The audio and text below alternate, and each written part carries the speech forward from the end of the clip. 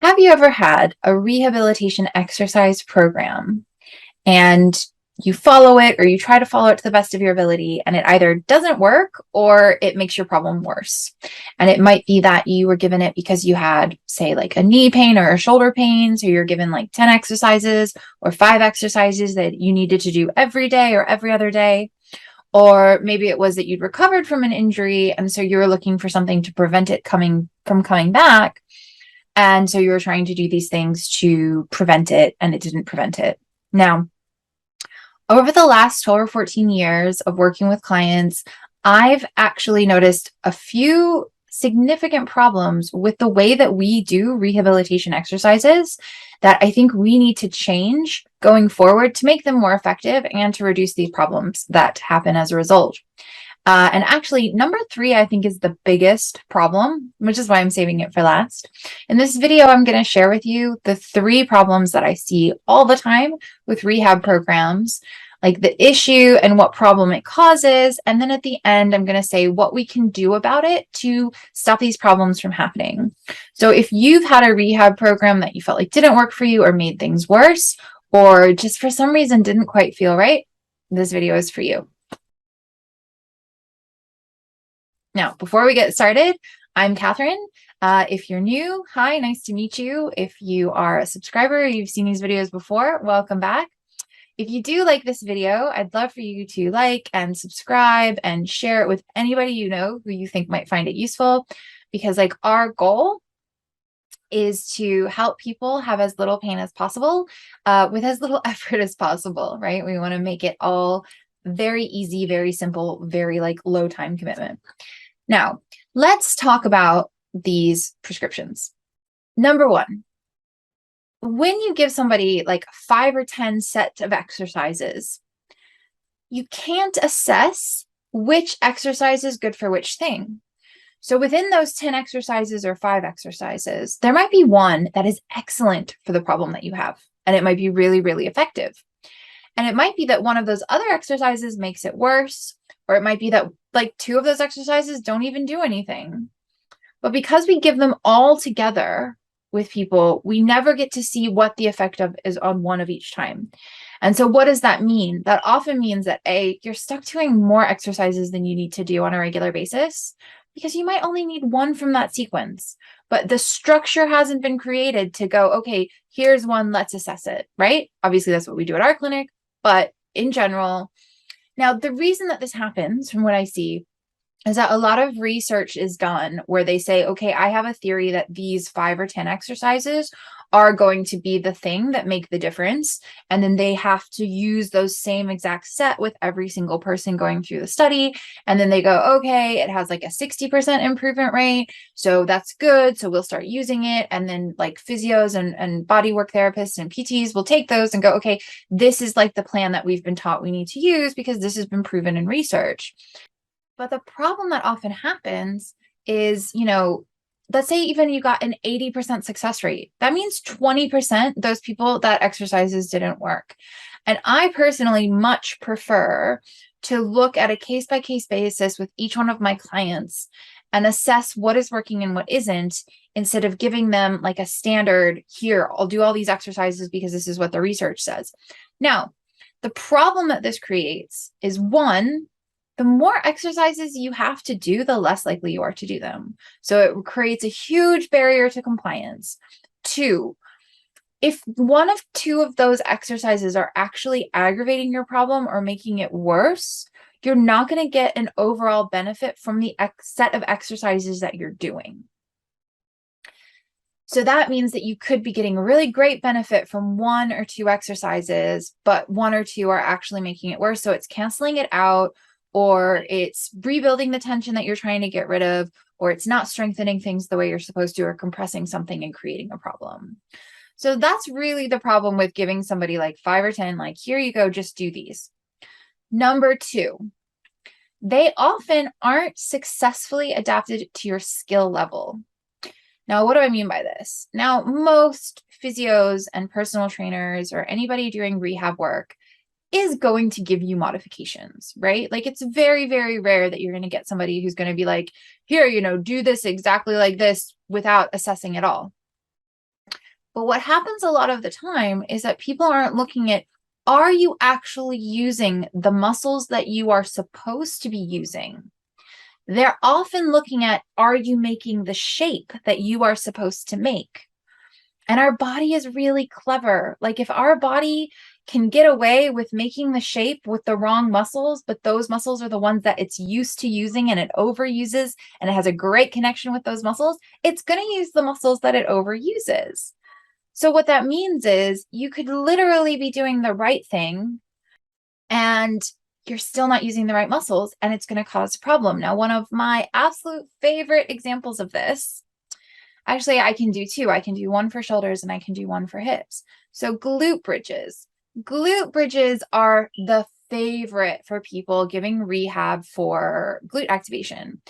And time again, when clients come into the clinic and they've been doing glute bridges and they're doing glute bridges every day, their hamstrings are doing the bulk of the work, right? Because the glutes aren't connected, they're not activating, they're doing the shape perfectly, their hips are coming up, they maybe feel something because the hamstrings actually attach at the base of the sit bones. So you can feel something in what you think is your butt, but it's actually your hamstring attachment.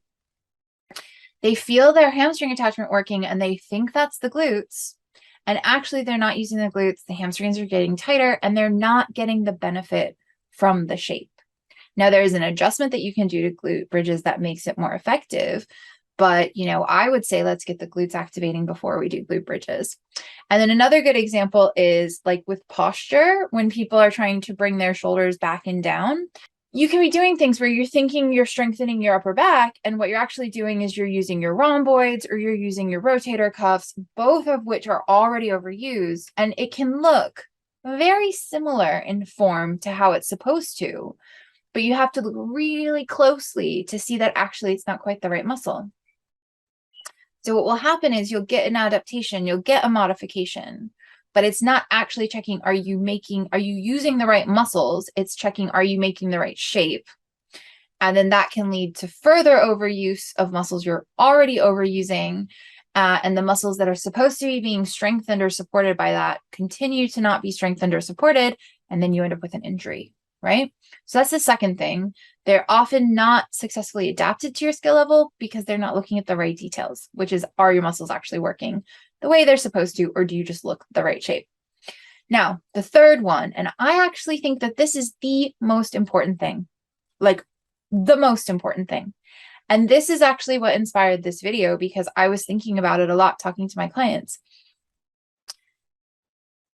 They don't teach you to understand your body, so you choose the exercises that are right for you at that day, at that time.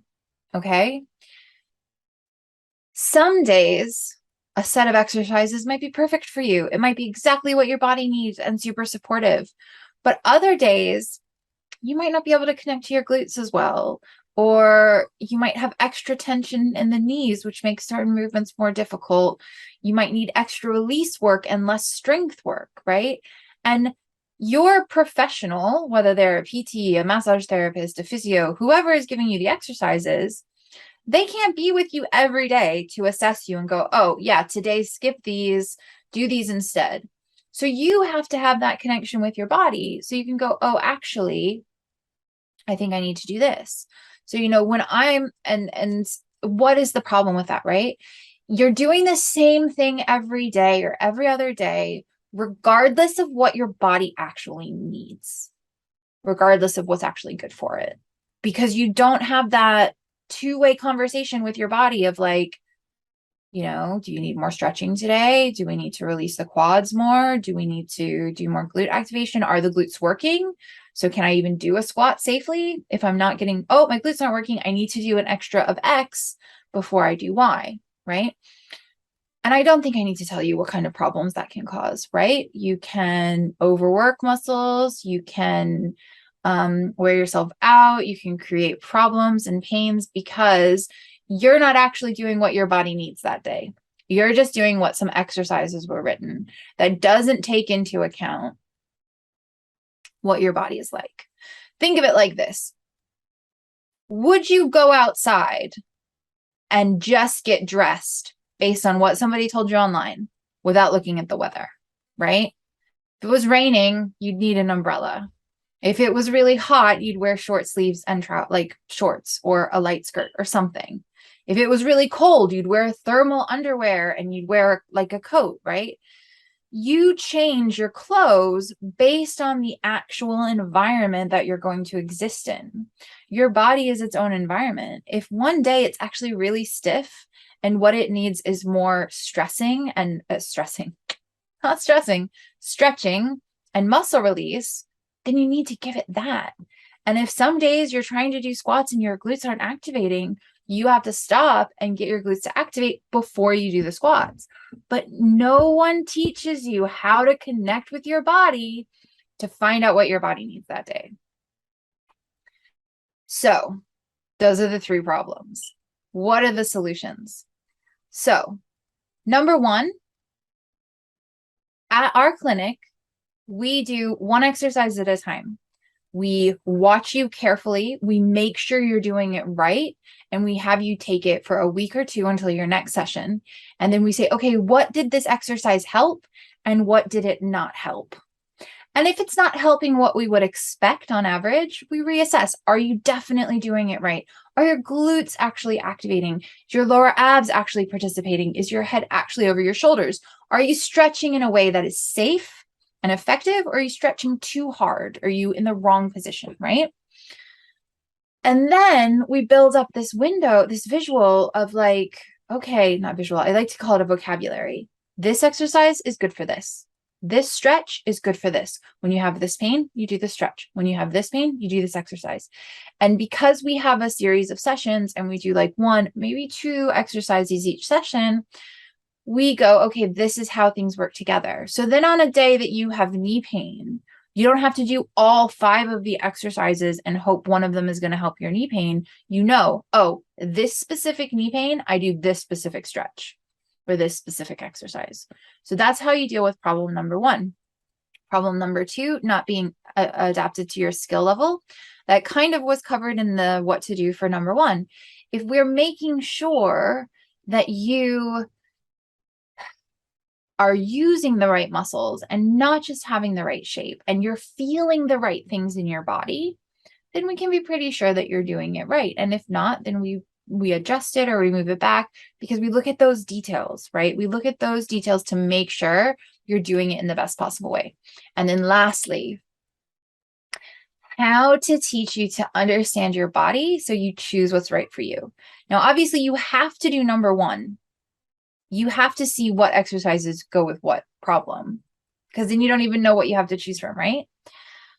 But as you start to do that and you start to pay attention to your body more, and you're like, oh, so when my hamstring hurts, I might need to stretch my hip flexor. Today, I feel really stiff, so I'm going to make sure that I do extra joint circles as part of my warm-up. You know what? I did a lot of climbing up and down stairs today. My quads probably need extra attention, right? It's, first of all, giving you the awareness and the permission that you're allowed to change what you need to do based on how your body feels. That it's not, these are the exercises that you have to do and they're handed down and you have no say over it. It's, here are the exercises that we find helps. Let's find out which one has which effect on you, and let's help you pay more attention to your body so you can see what makes the most difference. And on any given day, do 1 or 2 things that are going to give you the most results. Okay. So I think you might be able to tell that this is a topic that I am particularly passionate about, because I feel like we do so much to our bodies and we don't do it with them. And it is because we've been taught not to listen. So if you'd like to learn more about anything, like I have loads of videos on my page, definitely like and subscribe and share if you know anybody. But let me just tell you some further things that you can look at, and links I'll include below. So there's a video that talks about how to make your self-care 5 to 10 minutes a day. That's kind of based on this principle. There's a how to do a daily body scan which is specifically to help you build that connection with your body. If you're used to ignoring it or pushing away the symptoms, it's going to be really hard to find out what those responses are, to have that connection to your body. So, excuse me, a little hiccup. If you want to improve that, doing a daily body scan is really, really going to help. If you want to learn more about glute activation or activation in general, I have a series about that. And honestly, there's just loads of stuff. So if there's something specific that you'd like more info on, leave me a comment below.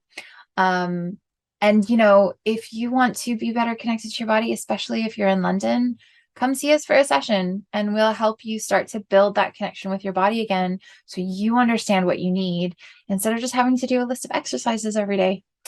Thank you so much for watching.